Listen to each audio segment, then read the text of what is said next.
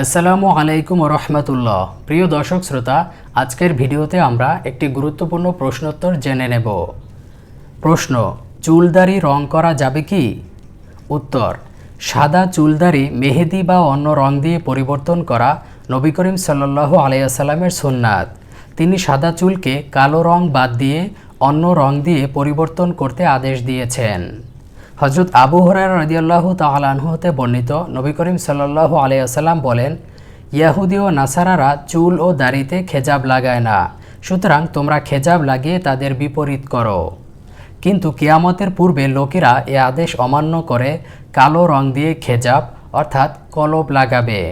নবী করিম সাল্লাল্লাহু আলাইহি ওয়াসাল্লাম এ ব্যাপারে বলেন, আখিরি জমানায় একদল লোকের আগমন হবে যারা সাদা চুল দাড়ি কালো রং দিয়ে পরিবর্তন করবে। তারা জান্নাতের গন্ধও পাবে না। প্রিয় দর্শক, হাদিসের ভাষ্য বাস্তবে পরিণত হয়েছে।